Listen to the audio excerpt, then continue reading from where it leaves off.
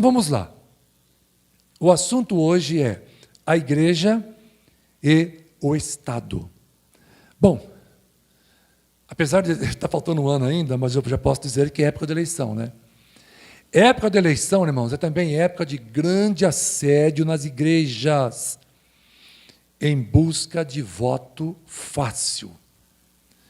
Muitos ministros de Deus, irmãos, cedem os púlpitos em meio ao momento de adoração para que políticos façam seu marketing pessoal, sem nenhuma preocupação, irmãos, se isso está ou não agradando ao verdadeiro dono da igreja, que é Jesus. Jesus é o dono da igreja. Ele está autorizando usar essa tribuna para que homens ímpios, ainda que políticos, mas ímpios, a ocupem para falar com a igreja. Então, é uma dúvida, né? É uma interrogação que eu deixo no ar. Política, irmãos, não é pecado. Tem gente que tem aversão à política. Política não é pecado. Muito pelo contrário. Deus é quem concede poder ao Estado. Agora, um dos pilares batistas, da Igreja Batista, eu vou revelar para vocês aqui agora, é um deles. Nós dizemos assim: igreja é igreja e Estado é Estado. A igreja, ela cuida da igreja, o Estado cuida do Estado.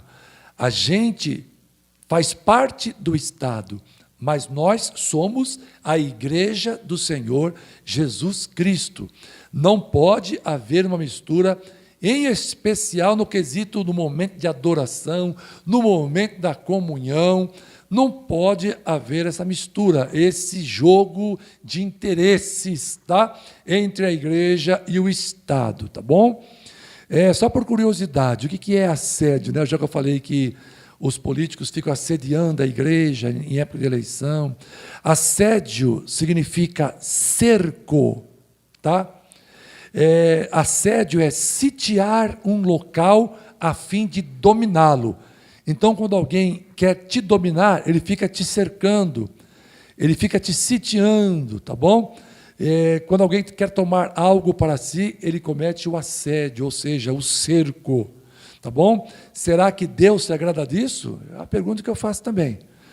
Vamos então partir, irmãos, para uma série de questionamentos a esse respeito, tá?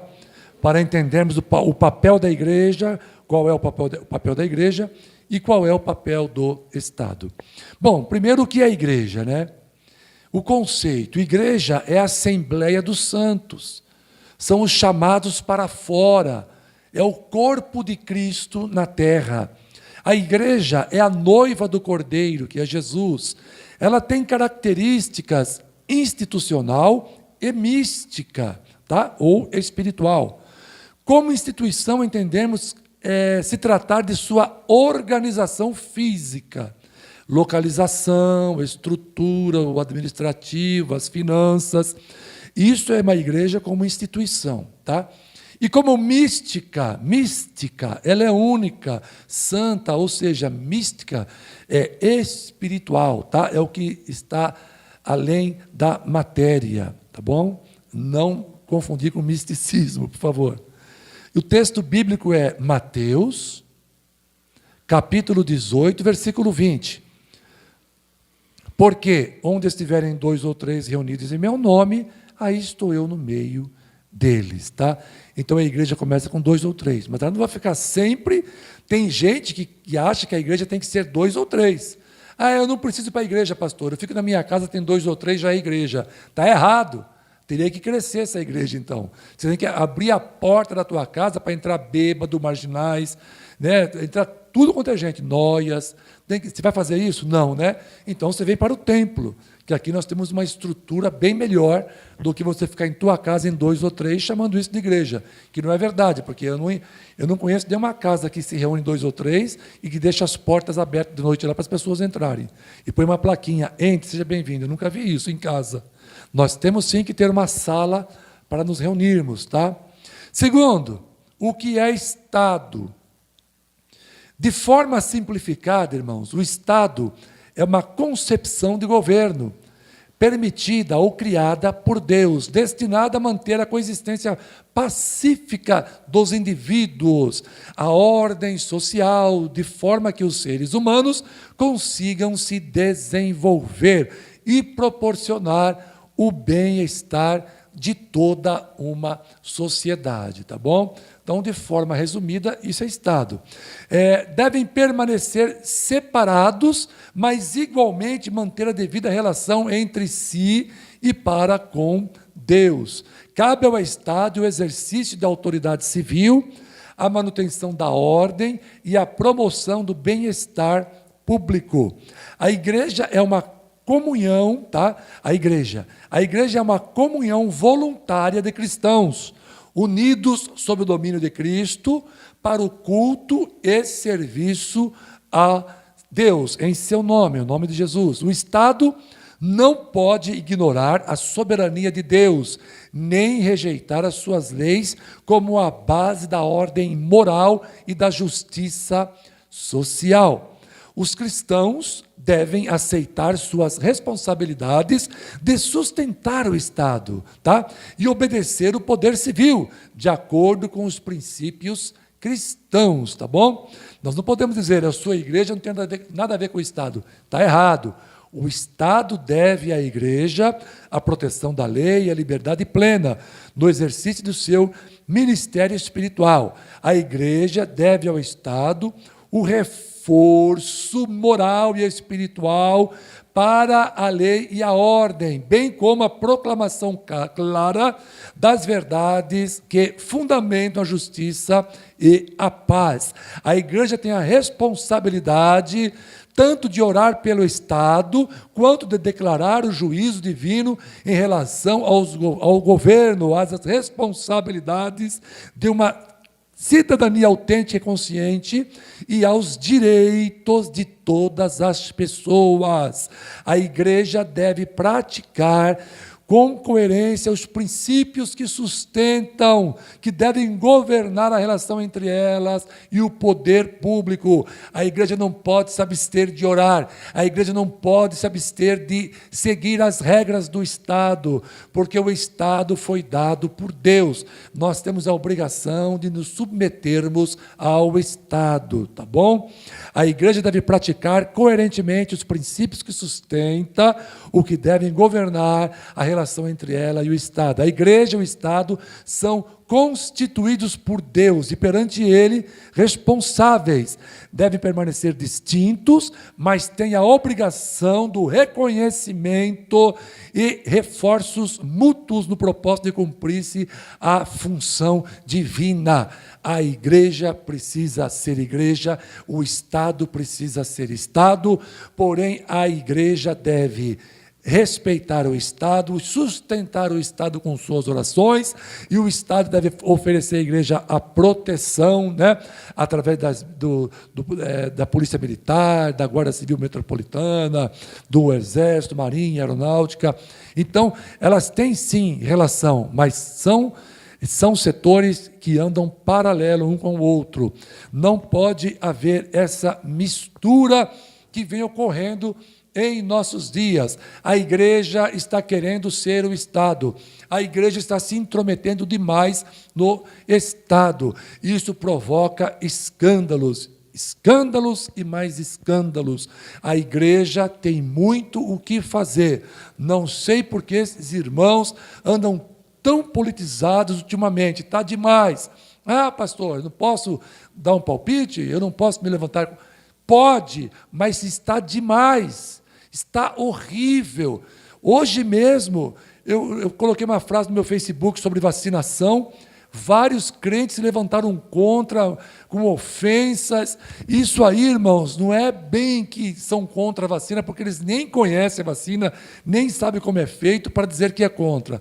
Mas se alguém no poder público que eles apoiam é contra, ele vai ser contra também. Está errado, irmãos. Igreja é igreja.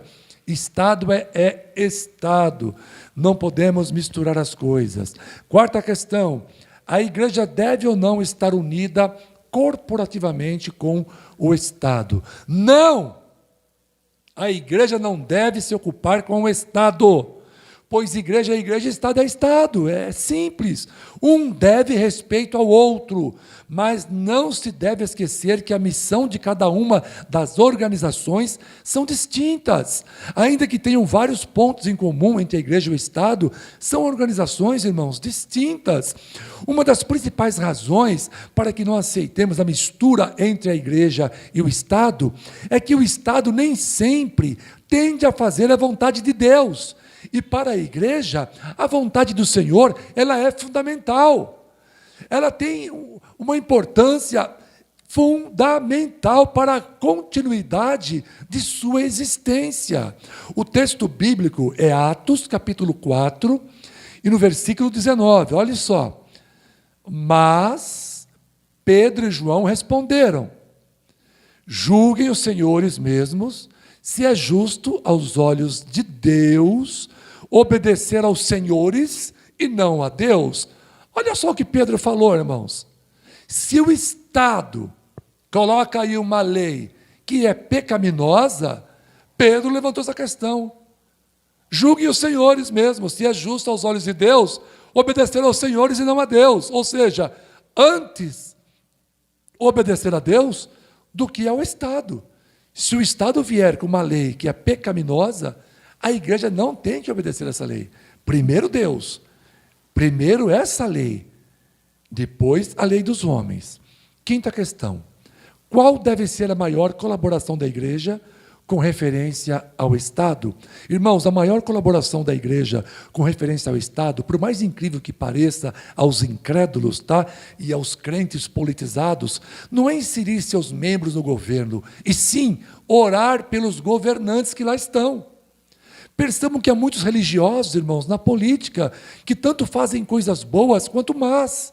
Ou seja, não é a religiosidade do político que faz a diferença, e sim a oração e o caráter da pessoa, o caráter do cristão. É a oração da igreja, para que Deus abençoe todo o nosso sistema governista, tornando-o melhor em nosso favor, e também de toda a sociedade. O texto bíblico é 1 Timóteo, capítulo 2, versículos de 1 a 3. Olha só. Antes de tudo, olha aqui, irmãos, eu vou repetir. Antes de tudo, antes de ficar fazendo briguinhas no Facebook, antes de ficar saindo aí com bandeira do Brasil nas praças, para sair na rua para evangelizar, não sai. Mas para colocar uma fita na cabeça, sair com a bandeirinha gritando feito louco, sai. Pregar o evangelho tem vergonha. Mas de ficar apoiando político, isso e aquilo, sai que nem doido na rua. Olha o que Timóteo disse. Antes de tudo, antes de quaisquer outras coisas, recomendo que se façam súplicas, orações, intercessões e ação de graças por todos os homens, pelos reis e por todos os que exercem autoridade, para que tenhamos uma vida tranquila e pacífica, com toda piedade e dignidade. Isso é bom, agradável perante Deus, nosso Salvador. Não, mas os crentes não querem orar. Querem orar pouco, mas querem ser militantes. Passam mais tempo organizando marcha para isso, marcha para aquilo, e vai para cá, e vai gritar no meio da rua, e quebra aqui, quebra ali. Dão mais importância a isso, dizem, não, nós temos que fazer mais do que orar. Mas o texto está dizendo que para a gente ter uma vida tranquila e pacífica, é para orar, antes de tudo, é para orar. E não é o que nós estamos fazendo. A igreja está muito politizada. Nós, como igreja, temos que parar com essa palhaçada. Nós fomos chamados para pregar o Evangelho, para adorar a Deus. Esta é a nossa visão principal. O que é periférico, irmãos, a gente vai cuidar do jeito que der. O que é central, que é a nossa fé no Senhor, a nossa adoração, o nosso testemunho, o nosso trabalho de evangelização, missão, essas coisas é com as quais nós devemos nos preocupar. Mas não parece que é o que está acontecendo. Nós precisamos acordar, em nome de Jesus.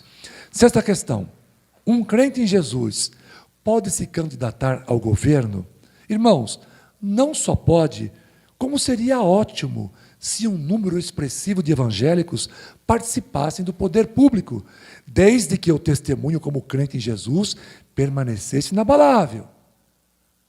É porque eu tenho visto muito por aí que é só entrar na política para a pessoa já aparecer com um nome já nos noticiários que se envolveu em corrupção. Assim não dá. Assim não dá. Vamos ver Gênesis capítulo 41, versículo 55. E tendo toda a terra do Egito fome, clamou o povo a Faraó por pão. E Faraó disse a todos os egípcios: ide a José, o que ele vos disser, fazei. Olha só, José aqui está tipificando o povo de Deus no poder. E Faraó está tipificando o governo como um todo, o governo que nem sempre é cristão. Então veja a importância de termos um José no governo. Veja a importância de termos a igreja também no governo. Não é a igreja só se envolvendo com o governo. Não é a igreja só falando em política. Não é a igreja só brigando por política. Não é isso que eu estou falando. É termos pessoas que estão envolvidas no poder público. Não tem problema nenhum, irmãos. E nós, o que nós queremos é que a igreja seja igreja e cuide das coisas pertinentes ao espiritual. Sétima questão. Um pastor, ele pode se candidatar para cargos públicos? Irmãos, nós lemos nas Escrituras que Paulo fazia tendas para não pesar a igreja. Logo, é possível ser ministro do Evangelho e trabalhar na vida secular, tá? Porém, o trabalho que o pastor exerce fora da igreja não pode interferir muito em seu desempenho como pastor. O ideal é que o pastor fosse sustentado financeiramente pela igreja. Por quê? Para ele ter mais tempo para orar pela igreja, para ele ter mais tempo de preparar estudos para a igreja, para ele ter mais tempo para preparar os sermões para a igreja, para ele ter mais tempo para administrar a igreja, para atender os irmãos nas suas demandas, nos seus problemas, com visitações, orações. Então, seria muito importante, tá, que o pastor pudesse ter um trabalho exclusivo. Mas as igrejas não têm dinheiro, não têm verbas para bancar os seus pastores, a não ser as mega igrejas ou igrejas televisivas, tá? Mas igrejas pequenas, muito pelo contrário, aqui a maior parte do tempo eu estou mais bancando a igreja do que a igreja me ajudando com alguma coisa. Eu estou sempre ajudando a igreja financeiramente, porque somos uma igreja pequenininha, e mesmo quando ela crescer, irmãos, eu não sonho com isso não, de ficar tirando salários astronômicos, ajudas grandiosas da igreja, querendo enriquecer. Isso nunca foi meu sonho. O meu sonho sempre foi pastorear por amor, por gratidão a tudo que Deus fez na minha vida, tá? Mas, de qualquer forma, a pergunta foi se o pastor pode se candidatar a cargos políticos. Pode. O que ele não pode é se envolver tanto na política que a igreja acabe ficando no prejuízo. O pastor não pode dar prejuízo para a igreja. O pastor tem ovelhas para cuidar. Se ele não estiver cuidando das ovelhas, as ovelhas vão se dispersar. Vai ter problemas. E ele vai ter que responder por essas ovelhas diante de Deus. E eu penso que o trabalho na vida pública, em especial no governo, geralmente acaba por impedir o pastor de exercer seu ministério. Então, neste caso, um pastor não deve se candidatar se este trabalho que ele vai realizar para o governo o impedir de ministrar, de ser pastor em sua igreja. A igreja não deve sequer votar em seu pastor. Para quê? Para perder o pastor? Pois a missão pastoral, irmãos, ela é infinitamente mais nobre do que quaisquer outros cargos políticos. Eu não consigo entender se os pastores ficam desesperados para ser deputado, desesperados para ser presidente, governador, para ser do Supremo. Para que esse desespero? Se o trabalho mais nobre que existe, você já tem, que é ser pastor de igreja. Então, não vote no seu pastor se ele se candidatar e esse trabalho que ele vai exercer vai prejudicá-lo na igreja. Não faça isso, tá? Jesus ordenou a Pedro para que este, como pastor, cuidasse de suas ovelhas. Portanto, o chamado pastoral é para cuidar das ovelhas, tá? E não dos cidadãos brasileiros, das ovelhas. E o texto bíblico? Está lá em Atos capítulo 6, versículo de 1 a 5. Aqui está a palavra que estará nos explicando isso.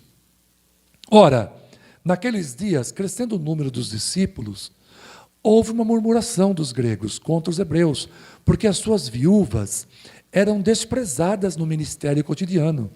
E os 12, convocando a multidão dos discípulos, disseram: olha só, irmãos, não é razoável que nós, os pastores, deixemos a palavra de Deus e sirvamos as mesas.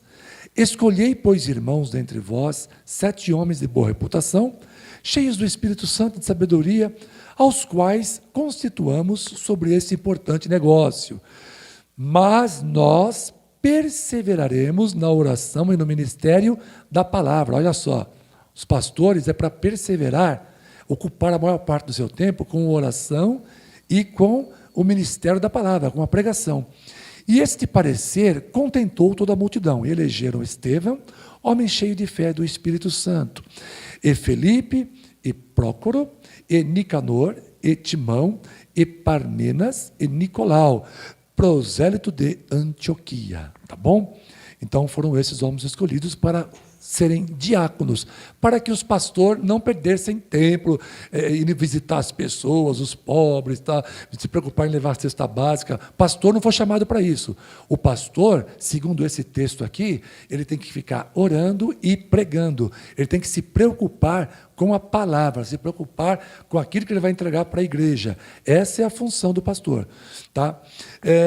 Repare que os 12 apóstolos, irmãos, se recusaram a deixar de se aplicar ao estudo da palavra de Deus para sair fazendo visitas de cunho social, ainda que também de cunho espiritual. Tá? Há muita pressão hoje em dia para que os pastores passem o dia visitando os enfermos, pobres, viúvas, e há até mesmo pastores deixando de priorizar a palavra de Deus para se candidatar a cargo público. Tá? Mas ainda que esta missão seja nobre, a aplicação à palavra é a prioridade na vida ministerial de um pastor, pois é com ela que os pastores irão alimentar o rebanho que Jesus lhe confiou o cuidado. Então, a missão do pastor não é se envolver com política. Se ele puder se envolver com política e cuidar do rebanho sem nenhum prejuízo, não tem problemas. Mas se estiver causando prejuízo ao rebanho, a prioridade na vida do pastor é o rebanho, é a igreja. E nós vamos encerrar agora, concluindo. A igreja, irmãos, e o Estado desempenham papéis de fundamental importância, ainda que distintos, tá? Todavia, é com a igreja que está a melhor parte, não tenham dúvida, pois é através dela que Jesus se faz conhecido na terra. Irmãos, a nossa missão é levar o reino de Deus para as pessoas, a mensagem de salvação. Não adianta ser um bom político, se envolver com o Estado, estar o dia inteiro brigando, discutindo política, porque as pessoas vão ter mais pão, vão ter leite, vão ter escola boa. Irmãos, aí morre e vai tudo para o inferno, que adianta? Não adianta nada. A missão nobre é essa que nós realizamos aqui. Você pode sentar no último banco aqui da igreja, não importa onde você se senta aqui na igreja. A tua missão aqui é nobre. Você está se alimentando, você está recebendo conhecimento e você pode passar isso para outras pessoas e essas pessoas conhecer Jesus e se salvarem. Olha como a tua missão é importante. Você é um evangelista, você é um servo, uma serva do Senhor. Amém? Então eu espero que eu tenha sido bastante claro sobre a separação. Que igreja é igreja, Estado é Estado, mas ambos caminham juntos, um ajudando o outro. Amém?